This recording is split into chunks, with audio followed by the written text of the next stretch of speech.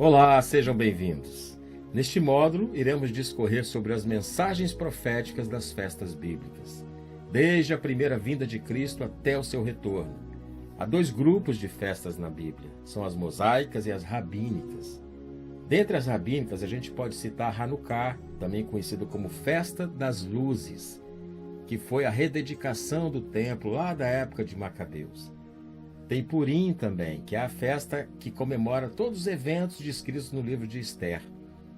Agora, em Levíticos, nós vemos o Senhor ordenar a Israel festas que ele chamou de minhas solenidades, também conhecidas como festas do Senhor, que descrevem de forma cronológica o plano de redenção, desde a primeira vinda de Cristo, sua morte, sua ressurreição e o seu retorno. A palavra festa em hebraico, aqui no trecho de Levíticos, é moed, que significa encontro.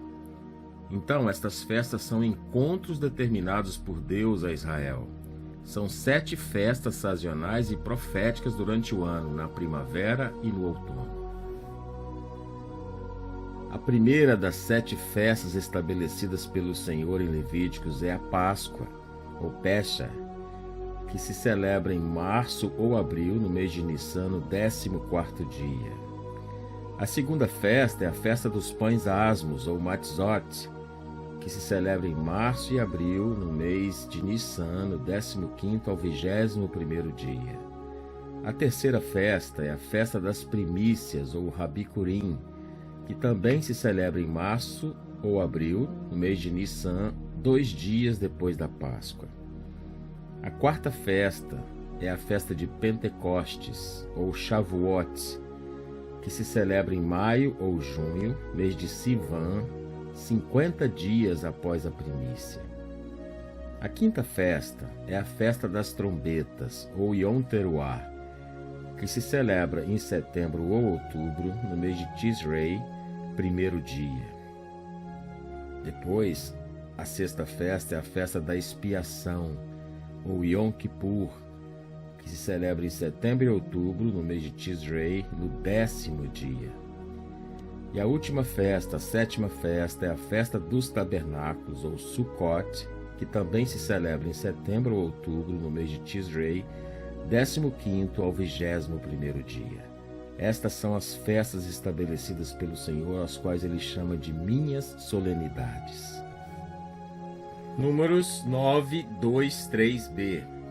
Celebrem os filhos de Israel a Páscoa a seu tempo determinado. A seu tempo determinado a celebrareis, segundo todos os seus estatutos e segundo todos os seus ritos a celebrareis. Levíticos 23, 1 e 2. Depois falou o Senhor a Moisés, dizendo: Fala aos filhos de Israel e dize-lhes as solenidades do Senhor que convocareis. Serão santas convocações, estas são as minhas solenidades. Muita coisa para ser vista, entendida e aprendida sobre as festas do Senhor. A igreja, na verdade, não tem nenhum dever, nenhuma obrigação de celebrar nenhuma dessas festas, mas não pode perder a sua significância, o seu valor tão profundo, tão precioso para nós como igreja. Hebreus 9, 1, 8 e 9a. Ora, a primeira aliança também tinha preceitos de serviço sagrado e o seu santuário terrestre. Querendo com isso dar a entender o Espírito Santo que ainda o caminho, o santo lugar, não se manifestou, enquanto o primeiro tabernáculo continua erguido. É isso uma alegoria para a época presente. Nós, como igreja, não podemos simplesmente descartar, ignorar, deixar para trás o significado e o valor das festas do Senhor. Nós sabemos muito bem que elas são festas determinadas para Israel, e as festas ainda eram sombras do porvir, sombras de coisas futuras. Mas nós sabemos que toda a Escritura ela tem que ter a interpretação centrada em Jesus. E vamos pedir que pelo Espírito Santo Ele nos traga o valor e a significância dessas festas do Senhor para os dias de hoje, para agora. Porque elas eram proféticas, elas falavam de Cristo, elas falavam da redenção e elas falavam da segunda vinda. E é aqui que nós vamos nos concentrar, Este módulo trata das mensagens proféticas das festas bíblicas.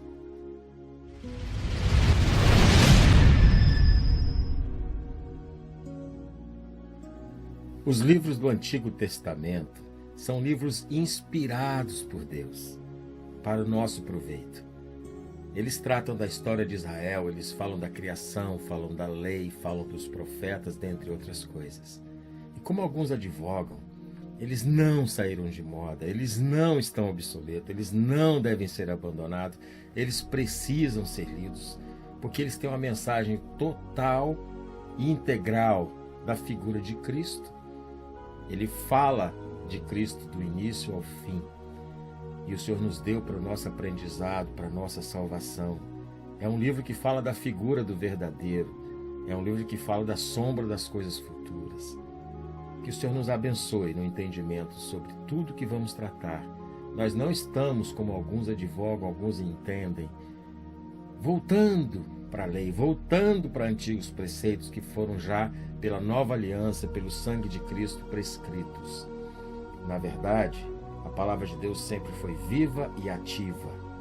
E é a palavra viva do Senhor que tem um recado profundo nas festas bíblicas, para o nosso tempo, para o nosso agora, para o nosso momento, para a nossa edificação.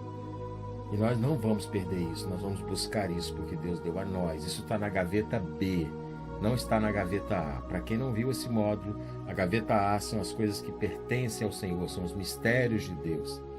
E a gaveta B são as coisas que nos pertencem, foi dada a nós e aos nossos filhos. A gaveta A são coisas encobertas, a gaveta B são coisas reveladas.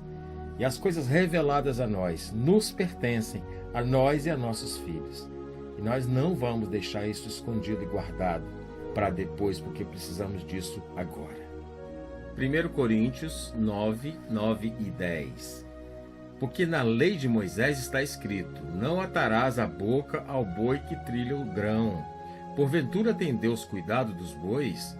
Ou não o diz certamente por nós? Certamente que por nós está escrito: porque o que lavra deve lavrar com esperança, e o que debulha deve debulhar com esperança de ser participante. Romanos 15, 4.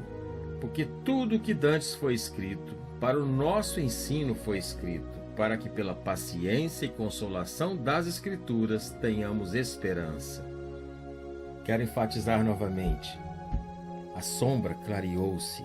Aqueles que entenderam a mensagem profética das festas do Senhor viram Cristo, viram Jesus nelas.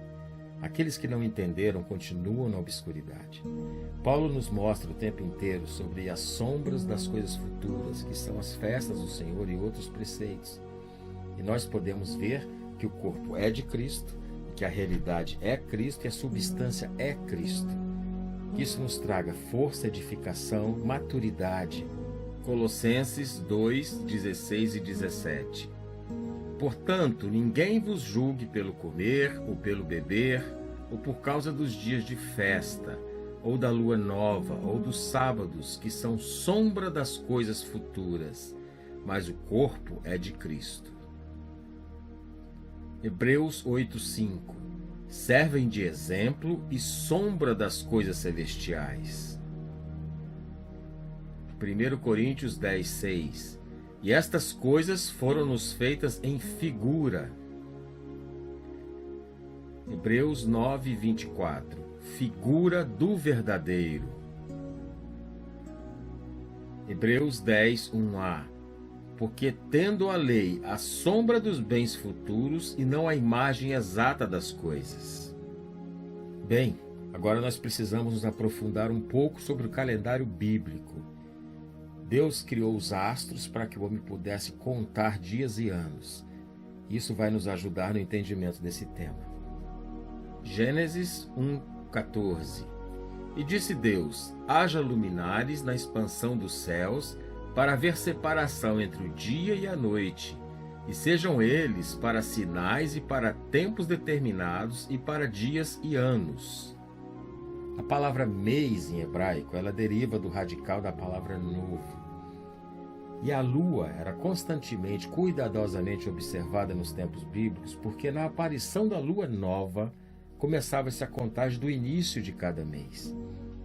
Então nós sabemos que o calendário bíblico é um calendário lunar, né, de 360 dias, de 30 dias por mês. Um bom exemplo, como referência, podemos tomar o dilúvio, que a Bíblia nos fala de 5 meses e nos fala de 150 dias. Alguns outros podemos pegar a grande tribulação, que Apocalipse nos fala de 1260 dias e nos fala também de 42 meses. Gênesis 7, 11 e 12. No ano 600 da vida de Noé, no mês segundo, aos 17 dias do mês, naquele mesmo dia se romperam as fontes do grande abismo, e as janelas do céu se abriram, e houve chuva sobre a terra 40 dias e 40 noites. Gênesis 8, 3 a 6.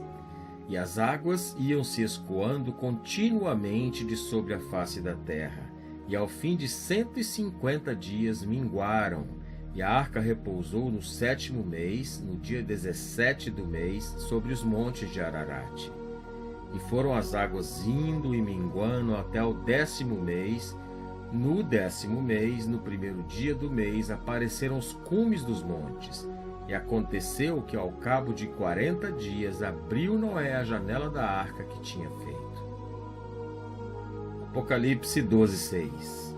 E a mulher fugiu para o deserto, onde já tinha lugar preparado por Deus, para que ali fosse alimentada durante 1260 dias.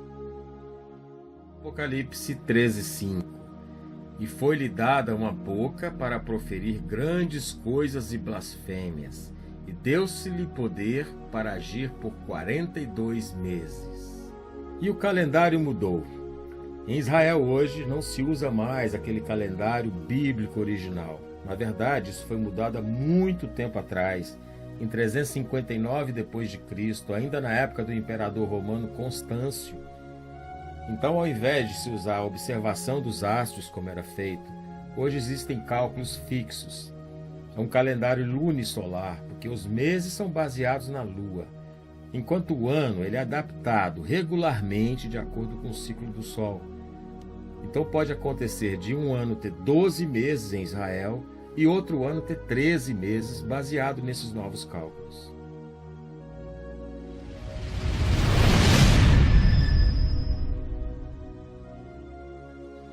Chuvas, estações. Bem, para aquele que trabalha e lida com a terra, para os agricultores, esse é um assunto muito interessante, esse é um assunto muito próprio, eles precisam estar bem informados, conhecer bastante, o máximo que eles puderem, das águas, das chuvas e das estações. E as Escrituras nos falam muito sobre isso. Mas o que a gente entende quando ouve a Bíblia falar de chuvas e estações? Joel 2, 23b. Fará descer a chuva no primeiro mês, a temporã e a serôdia.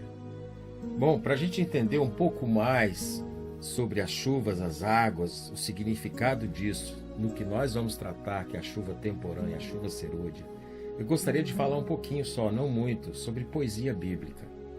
É isso mesmo, poesia bíblica, né? Nós temos a característica da poesia, que é a narrativa, o ritmo de pensamento e o ritmo de som. Em português, na nossa língua, a gente sabe muito bem que o ritmo de som é muito usado, a gente gosta de ouvir a rima, né? A combinação de palavras é bonita, é agradável. Já na Bíblia, nós temos muito, né, a questão do pensamento, do paralelismo do pensamento. Nós vamos entrar rapidinho nisso, isso vai nos ajudar bastante. O paralelismo perfeito, tentar ser mais claro, objetivo, mais sucinto possível, para a gente não se perder no meio de tanto jogo de palavras, né? A ideia não é essa. Então, Salmos 25:4 tem um trecho que diz: Faze-me saber os teus caminhos, Senhor, ensina-me as tuas veredas. Você pega faze-me saber e associa com ensina-me. Significa a mesma coisa. Caminhos, você associa com veredas. Então, você tem faze-me saber os teus caminhos, associado com ensina-me as tuas veredas. A mesma mensagem, a mesma verdade, né? E depois você tem Salmo 139, 23, um outro exemplo. Sonda-me, ó Deus, e conhece o meu coração.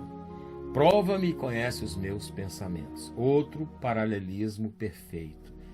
Então você tem sonda-me associado com prova-me. Você tem coração associado com pensamento. Então sonda-me, ó Deus, o meu coração, associado com prova-me e conhece os meus pensamentos. E eu tenho agora o paralelismo contrário, que é o oposto desse que a gente viu agora. Eu pego o exemplo de Provérbios 15, 20. O filho sábio alegra seu pai, mas o homem insensato despreza sua mãe. Bem, se eu pegar o filho sábio, eu só tenho como comparar com o homem insensato, que é o oposto. E depois um eu pego alegra, o outro despreza, também é o contrário. Então eu tenho um paralelismo contrário. Então os dois versos estão dando uma verdade única, mas no paralelo oposto. O filho sábio alegra seu pai, mas, essa palavra é bem fixa, o homem insensato despreza sua mãe, dando a contradição. Em Isaías 1,3 eu tenho as duas coisas, o perfeito e o contrário. Isaías 1,3 diz: o boi conhece o seu possuidor e o jumento a manjedoura do seu dono. Mas Israel não tem conhecimento, o meu povo não entende. Pega esse primeiro trecho. O boi conhece o seu possuidor e o jumento a manjedoura do seu dono. Você tem o boi e o jumento. E depois você tem possuidor e seu dono. Então é um paralelo perfeito, que o boi conhece o seu possuidor, está associado com o jumento, conhece a manjedoura do seu dono. Mas, o trecho novamente vira ao contrário, mas Israel não tem conhecimento e o meu povo não entende. É um paralelo perfeito também. Associa Israel com o meu povo, conhecimento com entende. Só que se você pegar os dois trechos, eles estão dizendo a verdade de forma contrária. Um diz: o boi conhece o meu possuidor, seu possuidor, e o jumento a manjedoura do seu dono. É uma verdade. E você vendo ela em outra verdade também, que Israel não tem conhecimento e o meu povo não entende, está dizendo que essas duas verdades são contrárias. Ou seja, o boi e o jumento, eles entendem, Israel, meu povo, não entende. Bom, baseado em tudo isso, agora eu quero entrar na questão das águas, E eu quero usar um trecho em Isaías 44:3. Porque derramarei água sobre o sedento e rios sobre a terra seca, e derramarei o meu espírito sobre tua posteridade e a minha bênção sobre os teus descendentes. Então, você pega água e associa com rios. Derramarei águas e rios sobre o sedento, sobre a terra seca. Derramarei água sobre a terra seca, o rio sobre o sedento. É a mesma associação. E depois você pega, derramarei o meu espírito, associado com a minha bênção, sobre os descendentes ou sobre a posteridade. Então você está associando espírito e bênção com posteridade e descendente. Você pode associar espírito com descendente e bênção com posteridade, que é a mesma coisa, porque é um paralelismo perfeito. Agora, onde está a verdade maior de tudo isso aqui? Maravilhosa. Porque pela poesia bíblica você está querendo ver e entender que Deus não está falando aqui necessariamente que Ele vai derramar água literal sobre nós. Não vai ser rio sobre nós literal. O que Ele vai derramar sobre nós em profusão para acalmar nossa sede é do seu Espírito, é da sua bênção. Então você pode ver que quando Deus fala de chuva, Ele está falando do derramar do Espírito.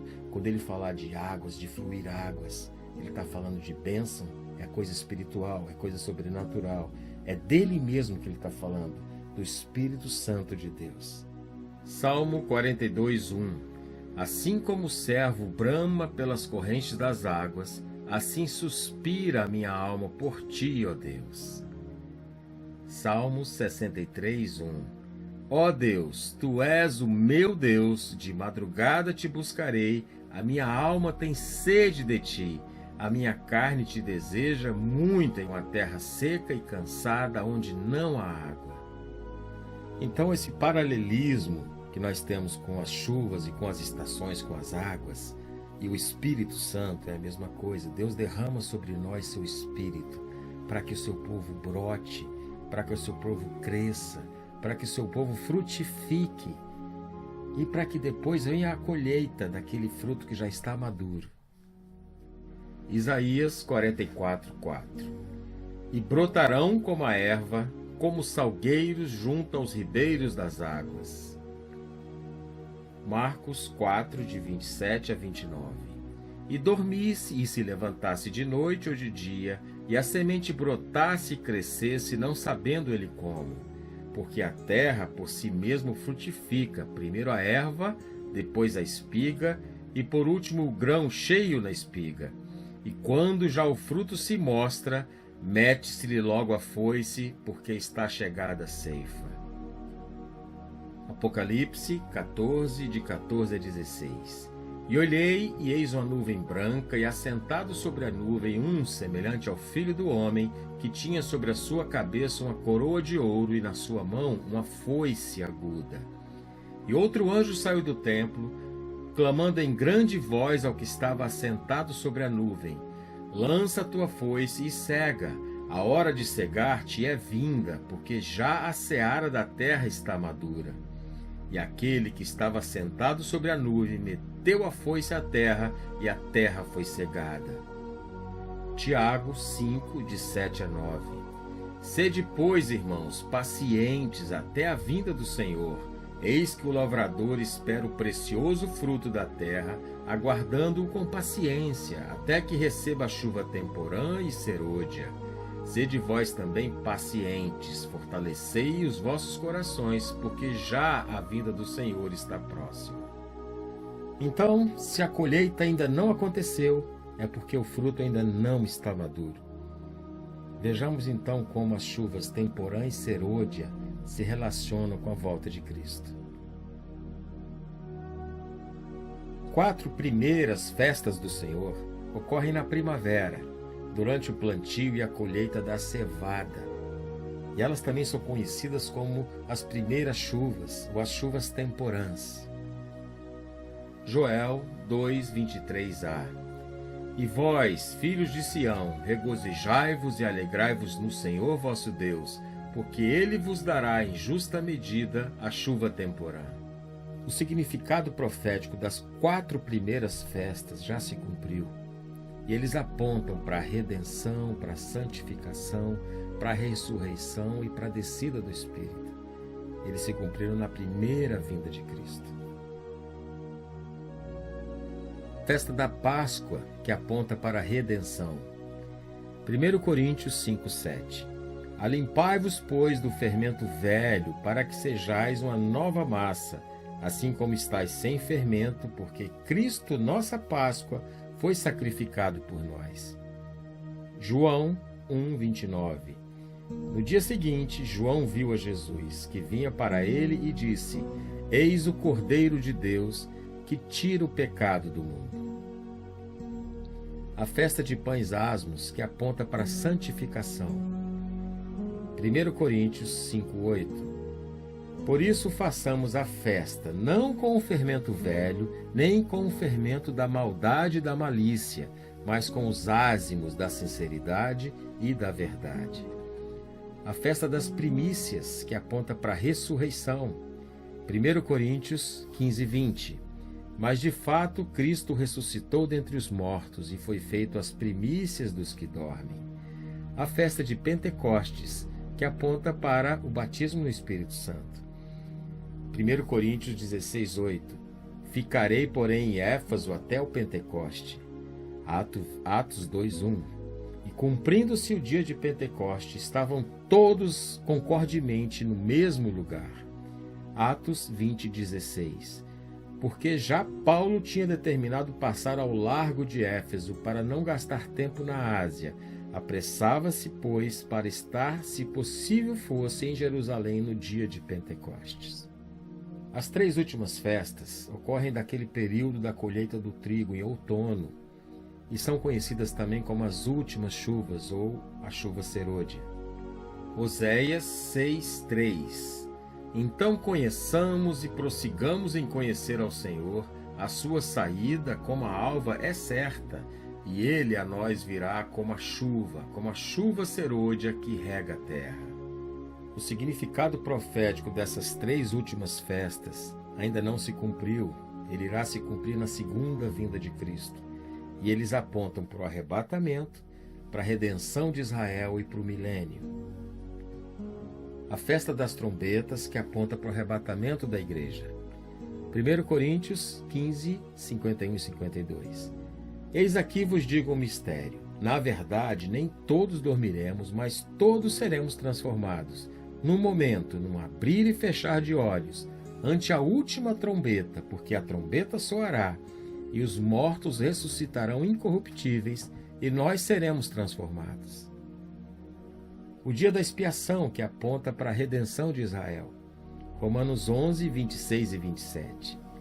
E assim todo Israel será salvo, como está escrito: de Sião virá o libertador, e desviará de Jacó as impiedades. E esta será a minha aliança com eles, quando eu tirar os seus pecados.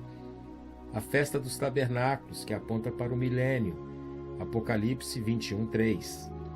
E ouvi uma grande voz do céu que dizia: Eis aqui o tabernáculo de Deus com os homens, pois com eles habitará, e eles serão o seu povo, e o mesmo Deus estará com eles, e será o seu Deus. Então, podemos ver que as 7 festas do Senhor estão diretamente ligadas e associadas com as chuvas e com as estações. A estação da chuva temporã engloba a Páscoa, os pães asmos, a primícia e a colheita, que se cumpriram e que apontam para a redenção, santificação, ressurreição e Pentecostes, que foi a descida do Espírito Santo. Já a estação da chuva serôdia contém a festa das trombetas, o dia da expiação e a festa dos tabernáculos. Estas festas, o significado profético se cumprirá e apontam para o arrebatamento da igreja, a redenção de Israel e o milênio.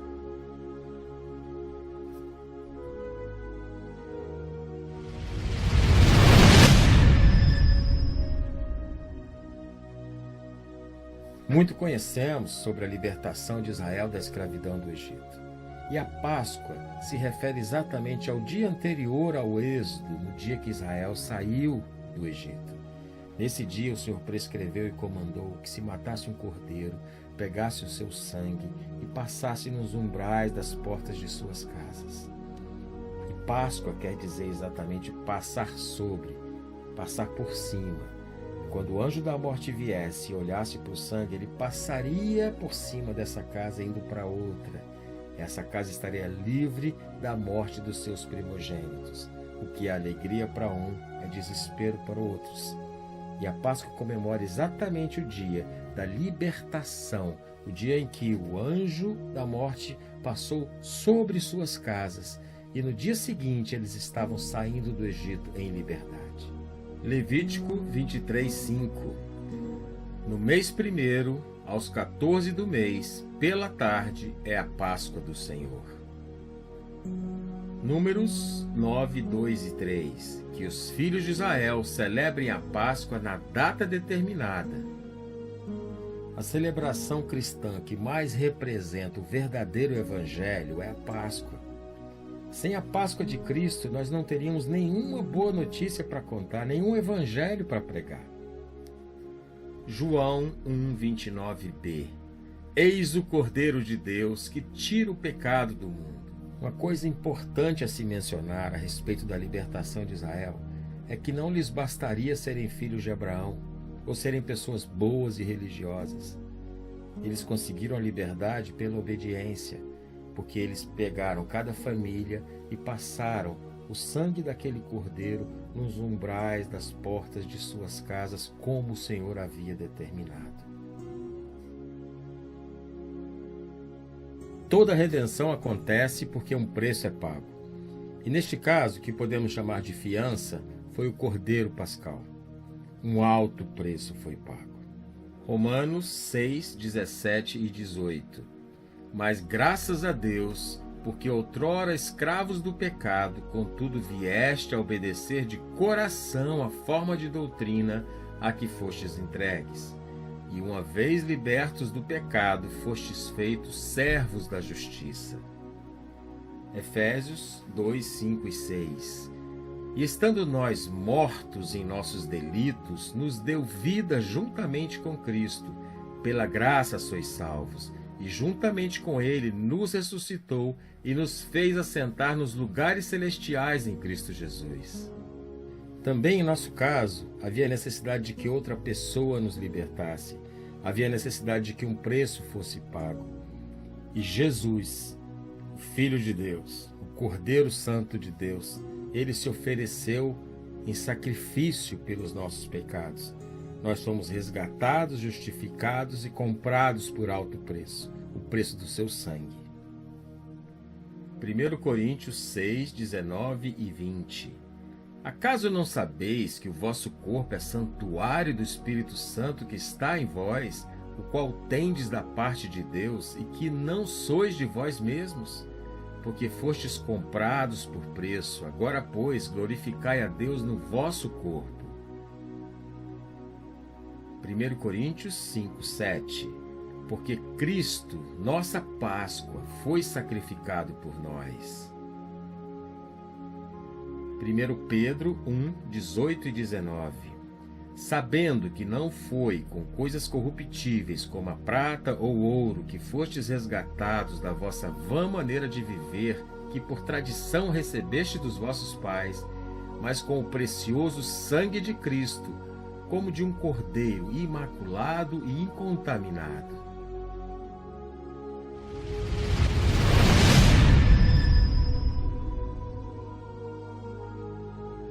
A palavra ázimo ou asmo vem do hebraico matzah, que quer dizer pão sem fermento.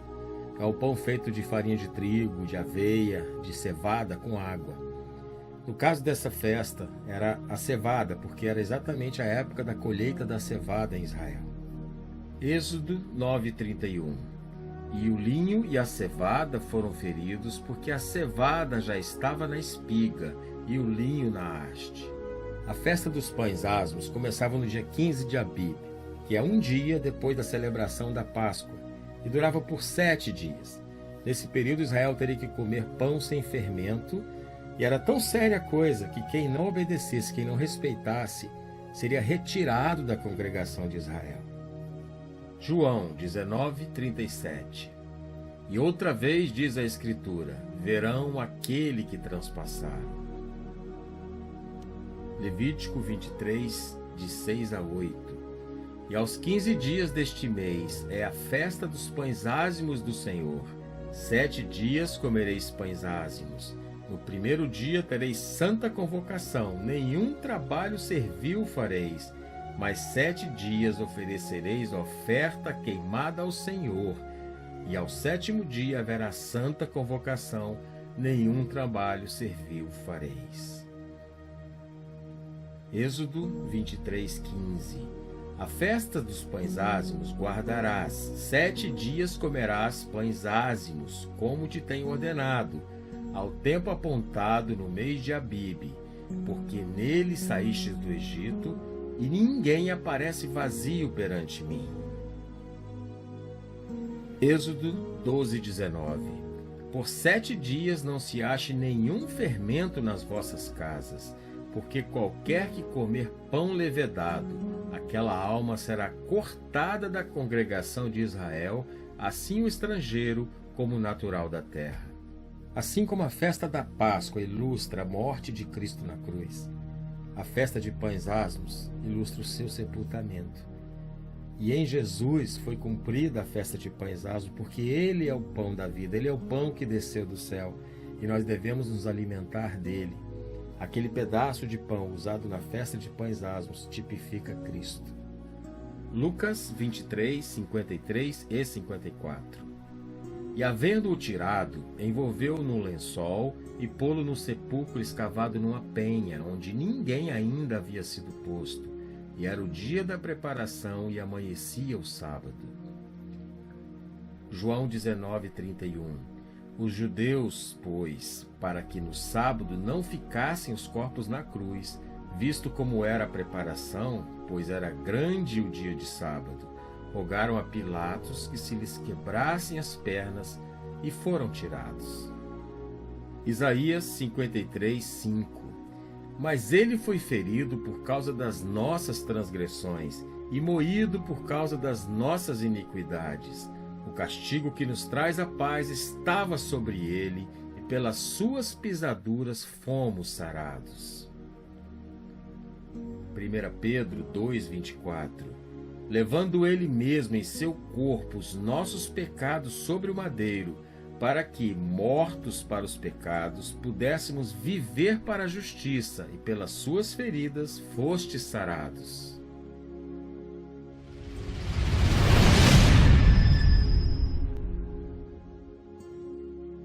A festa das primícias começava 2 dias após a Páscoa, ou um dia após o início da festa dos pães asmos. Essa festividade consistia em pegar os primeiros frutos, a primícia da ceifa, e entregar ao Senhor. E simbolizava também a consagração de toda a colheita a Deus. Deuteronômio 18:4.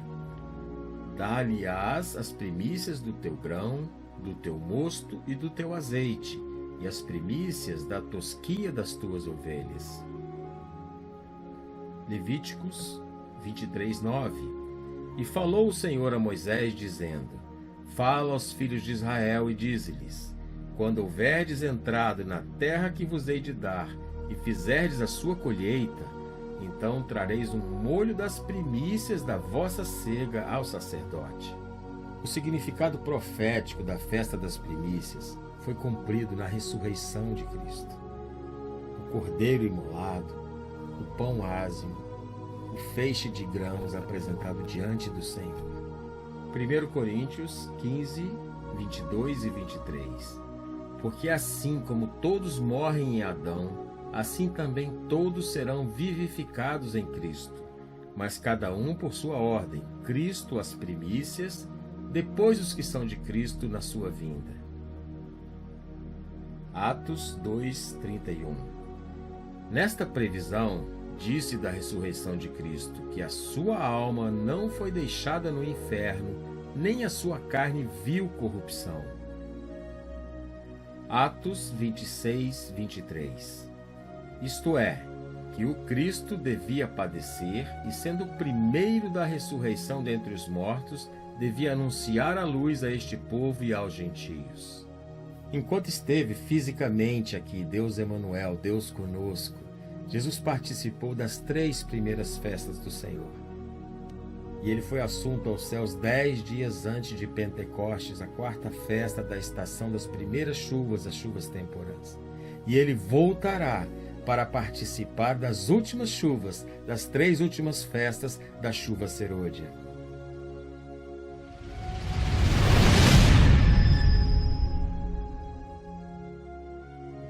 A festa da colheita, ela acontecia 50 dias após a festa das primícias, na época da colheita do trigo. Ela era também conhecida como a festa de Pentecostes, que em grego quer dizer 50º dia. E ainda, ela é chamada de festa das semanas, porque acontecia 7 semanas após a festa das primícias. Levíticos 23:22. E quando fizerdes a colheita da vossa terra, não acabarás de cegar os cantos do teu campo, nem colherás as espigas caídas da tua cega. Para o pobre e para o estrangeiro as deixarás. Eu sou o Senhor vosso Deus. Levítico 23:16. Até o dia seguinte, ao 7º sábado, contareis 50 dias, então oferecereis nova oferta de alimentos ao Senhor. Sefirá Omer, ou contagem do Omer. Esse é o período que vinha do final da festa das primícias ao início da festa da colheita de Pentecostes. O final da colheita da cevada para o início da colheita de trigo. Então era uma contagem feita dia a dia, e a cada contagem eles recitavam o Salmo 67 em agradecimento ao Senhor e em preparação para a celebração da colheita de trigo que estava por vir. Salmo 67:6. Então a terra dará o seu fruto, e Deus, o nosso Deus, nos abençoará. A descida do Espírito Santo. Jesus, no dia que ele foi assunto aos céus, ele falou sobre Pentecostes. Pentecostes foi cumprido no dia da descida do Espírito Santo sobre a igreja, no dia que a igreja recebeu a virtude, o poder do Espírito. Nesse dia se cumpriu a festa de Pentecostes, e Pentecostes é o cumprimento da última festa da estação das primeiras chuvas, ou seja, a última festa das chuvas temporãs. Atos 2, 1 e 2. E cumprindo-se o dia de Pentecostes, estavam todos concordemente no mesmo lugar. E de repente veio do céu um som, como de um vento veemente e impetuoso, e encheu toda a casa que estavam assentados. João 16, 13. Mas quando vier aquele Espírito de verdade, ele vos guiará em toda a verdade, porque não falará de si mesmo, mas dirá tudo o que tiver ouvido e vos anunciará o que há de vir. Gálatas 5, 22 e 23. Mas o fruto do Espírito é amor, gozo, paz, longanimidade, benignidade, bondade, fé, mansidão, temperança. Contra estas coisas não há lei. Atos 1, de 4 a 9. Mas recebereis a virtude do Espírito Santo, que há de vir sobre vós, e ser-me-eis testemunhas, tanto em Jerusalém, como em toda a Judéia e Samaria, e até aos confins da terra. E quando dizia isso, vendo-o eles, foi elevado às alturas, e uma nuvem o recebeu, ocultando-o a seus olhos.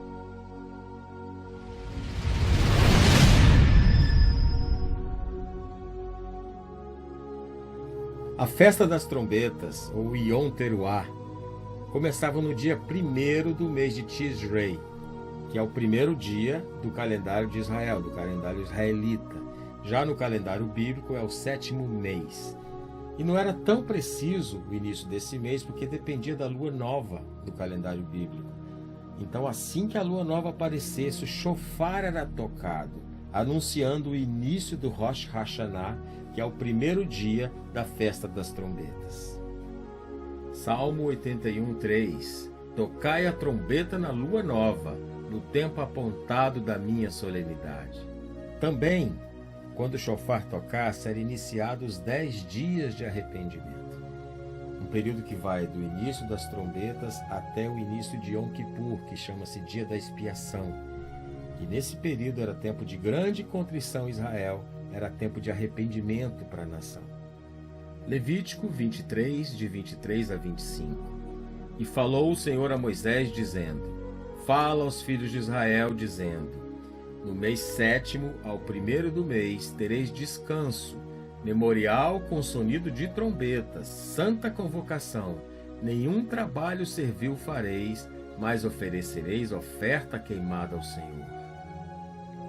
Outra coisa bem importante de ser mencionada é que quando o shofar fosse tocado pelo sacerdote, a colheita deveria ser interrompida imediatamente. E todos deveriam se dirigir ao templo para adoração, porque era iniciada a festa das trombetas. Números 29, 1. Semelhantemente, tereis santa convocação no 7º mês, no 1º dia do mês. Nenhum trabalho servil fareis, será para vós dia de sonido de trombetas. A festa das trombetas será a próxima festa do Senhor a ter seu cumprimento profético. Nós sabemos que é a primeira festa da chuva serôdia, a primeira festa das últimas chuvas, e ela será anunciada ao toque do shofar. 1 Coríntios 15, 51 e 52. Eis aqui vos digo um mistério. Na verdade, nem todos dormiremos, mas todos seremos transformados, num momento, num abrir e fechar de olhos, ante a última trombeta, porque a trombeta soará, e os mortos ressuscitarão incorruptíveis, e nós seremos transformados, porque a trombeta soará. E ao toque da trombeta, a igreja será levada, arrebatada para estar com Cristo, encontrar com Cristo nos ares. Ela será livre da ira, salvo da ira. Ela receberá um corpo incorruptível e estará para sempre com o Senhor. E nenhum cristão precisa ser tomado de surpresa, pego de surpresa com este dia. Marcos 13, de 35 a 37. Vigiai, pois, porque não sabeis quando virá o Senhor da casa, se à tarde, se à meia-noite, se ao cantar do galo, se pela manhã, para que, vindo de improviso, não vos ache dormindo. E as coisas que vos digo, digo-as a todos, vigiai.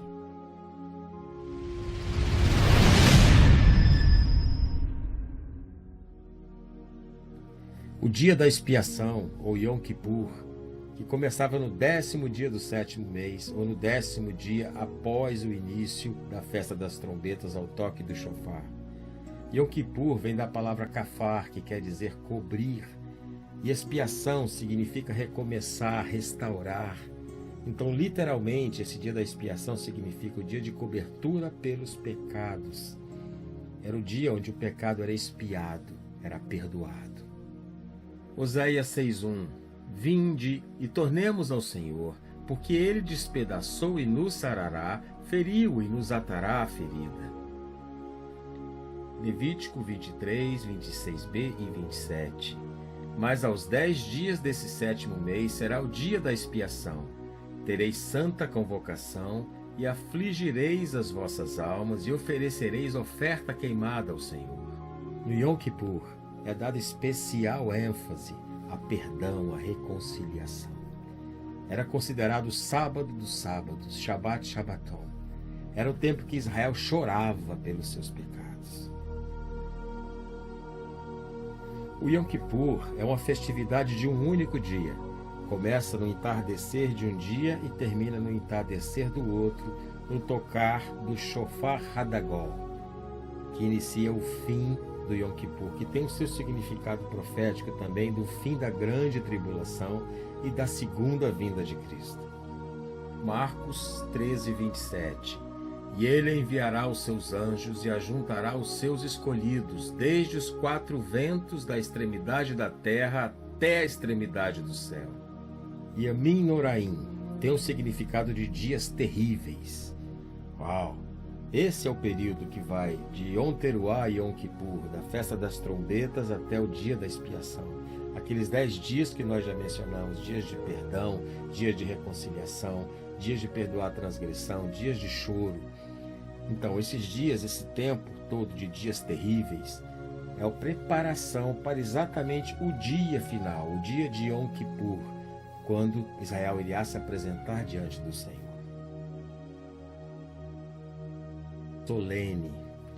Talvez o dia considerado mais santo e mais solene de todo o ano das festividades em Israel. Era o dia onde o sacerdote entrava no Santo dos Santos, no Santíssimo Lugar, para fazer oferta pelos pecados do povo, uma vez por ano.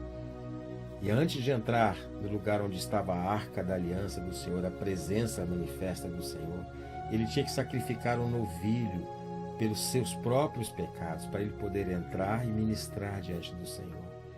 Era um tempo de muita contrição em Israel, era um tempo de aguardo, era um tempo de expectativa, era um tempo que esses 10 dias de sofrimento representaram.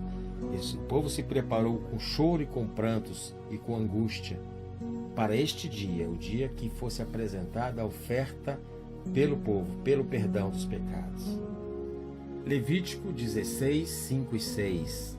E da congregação dos filhos de Israel tomará 2 bodes para expiação do pecado e 1 cordeiro para o holocausto. Depois Arão oferecerá o novilho da expiação, que será para ele, e fará expiação por si e por sua casa.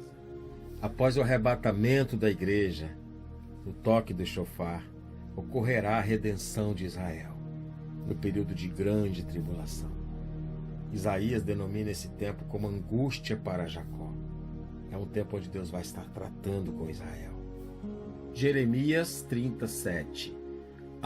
Porque aquele dia é tão grande que não houve outro semelhante, e é tempo de angústia para Jacó.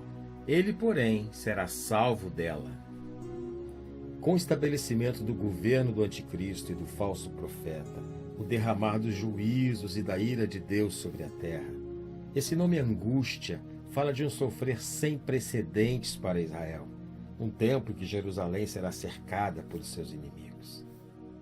Joel 3:2. Congregarei todas as nações e as farei descer ao vale de Jeosafá, e ali com elas entrarei em juízo por causa do meu povo e da minha herança Israel, a quem elas espalharam entre as nações e repartiram a minha terra. Oséias 5,15. Irei e voltarei ao meu lugar, até que se reconheçam culpados e busquem a minha face. Estando eles angustiados, de madrugada me buscarão. Oséias 6,1. Vinde e tornemos ao Senhor, porque Ele despedaçou e nos sarará, feriu e nos atará a ferida. Deuteronômio 30, de 8 a 10. O Senhor tornará a alegrar-se em ti para te fazer bem, como se alegrou em teus pais, quando deres ouvidos à voz do Senhor teu Deus, guardando os seus mandamentos e os seus estatutos, escritos neste livro da lei, quando te converteres ao Senhor teu Deus com todo o teu coração e com toda a tua alma. Nós sabemos que Yom Kippur, o dia da expiação, também aponta para a obra de Jesus na cruz, para o preço que ele pagou, o preço final como Cordeiro Pascal e o preço final como oferta de remoção dos pecados. Porque antes disso, todo ano, o sacerdote tinha que entrar no santo lugar, fazer a oferta de expiação pelo povo, porque era uma cobertura pelos pecados, não a remoção deles. E era necessário que se fizesse diligentemente, constantemente, todo ano tinha que se fazer essa oferta. Por isso foi o ano solene, por isso foi o ano mais importante. Mas Yom Kippur aponta para Jesus, que pagou o alto preço, o preço final pela nossa redenção. Hebreus 9, 11 e 12.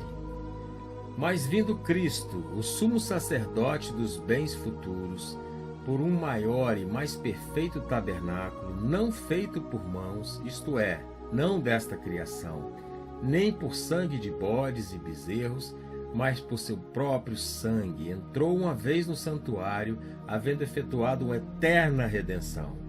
Porque se o sangue dos touros e bodes e a cinza de uma novilha esparzida sobre os imundos o santifica, quanto à purificação da carne, quanto mais o sangue de Cristo, que pelo Espírito Eterno se ofereceu a si mesmo, imaculado a Deus, purificará as vossas consciências das obras mortas para servirdes ao Deus vivo.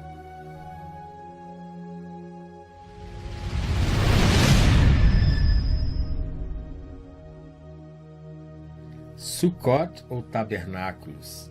Sukkot é o plural da palavra sukkah, que quer dizer cabanas, que é um memorial daquele tempo que Israel andou peregrino pelo deserto, morando em cabanas. Então é o memorial da saída do Egito para Canaã. Então você vê a Páscoa, que é a festa da saída do Egito, e na sétima festa é exatamente a celebração da caminhada rumo à Terra Prometida. Levítico 23, de 33 a 36. E falou o Senhor a Moisés, dizendo: Fala aos filhos de Israel, dizendo: Aos 15 dias deste mês sétimo será a festa dos tabernáculos ao Senhor por 7 dias. Ao primeiro dia haverá santa convocação, nenhum trabalho servil fareis. 7 dias oferecereis ofertas queimadas ao Senhor, ao 8º dia tereis santa convocação. E oferecereis ofertas queimadas ao Senhor, dia de proibição, nenhum trabalho servil fareis. Levítico 23, 37 e 38. Estas são as solenidades do Senhor, que apregoareis para santas convocações, para oferecer ao Senhor oferta queimada, holocausto e oferta de alimentos, sacrifício e libações, cada qual em seu dia próprio, além dos sábados do Senhor, e além dos vossos dons, e além de todos os vossos votos, e além de todas as vossas ofertas voluntárias que dareis ao Senhor. Levítico 23, 39 e 40. Porém, aos 15 dias do mês sétimo, quando tiveres recolhido do fruto da terra, celebrareis a festa do Senhor por 7 dias. No primeiro dia haverá descanso, e no 8º dia haverá descanso. E no primeiro dia tomareis para vós ramos de formosas árvores, ramos de palmeiras, ramos de árvores frondosas, e salgueiros de ribeiras, e vos alegrareis perante o Senhor vosso Deus por 7 dias. Levítico 23, 41 a 43. E celebrareis esta festa ao Senhor por 7 dias cada ano. Estatuto perpétuo é para as vossas gerações.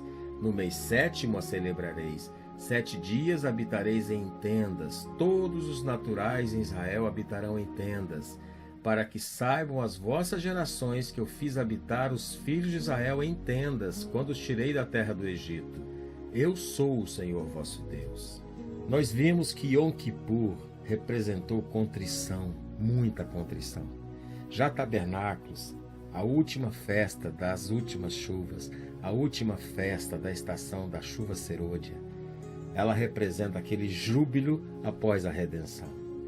Levíticos 23, 44. E foi assim que Moisés anunciou todas estas celebrações anuais dedicadas ao Senhor pelo povo de Israel. Amados, quando nós lemos em João 1,14, e o Verbo se fez carne e habitou entre nós, esse habitou entre nós significa tabernaculou entre nós, habitou e morou entre nós. E nós sabemos que o cumprimento da festa dos tabernáculos aponta para Cristo, aponta para o leão da tribo de Judá que reinará sobre a terra. E o 7º dia da festa dos tabernáculos tem o nome de Hashanah Rabbah, que quer dizer o dia da grande Hosana. Zacarias 14, 16 e 17. E acontecerá que todos os que restarem de todas as nações que vieram contra Jerusalém subirão de ano em ano para adorar o Rei, o Senhor dos Exércitos, e para celebrarem a festa dos tabernáculos. Apocalipse 19, 15 e 16. E da sua boca saía uma aguda espada, para ferir com ela as nações, e ele as regerá com vara de ferro, e ele mesmo é o que pisa o lagar do vinho do furor da ira de Deus Todo-Poderoso. E no manto e na sua coxa tem escrito este nome: Rei dos Reis e Senhor dos Senhores. Bem, amados, de tudo que vimos aqui sobre as festas do Senhor, certamente, definitivamente, há muito mais a se falar, a se apresentar. A nossa pretensão foi trazer um pouco, uma visão geral das mensagens proféticas que encontramos nessas festas. E mais, trazer para você a certeza e o recado de que as últimas chuvas, a chuva serôdia e a próxima festa, que é a festa das trombetas, está para acontecer. A trombeta soará. Não há nada que impeça, não há nada que precisa ser cumprido antes. A volta de Cristo é iminente, é a qualquer momento. A trombeta soará e a igreja será chamada, a igreja será arrebatada para se encontrar com Ele nos ares. Espírito e a noiva dizem: vem. Ora vem, Senhor Jesus. Amém.